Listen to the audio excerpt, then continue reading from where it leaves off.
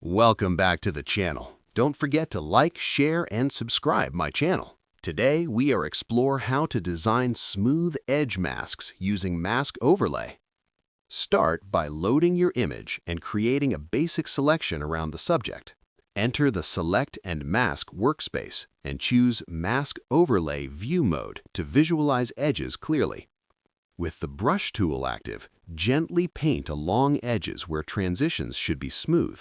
Lower brush opacity helps create softer blends, especially for fabric or rounded surfaces.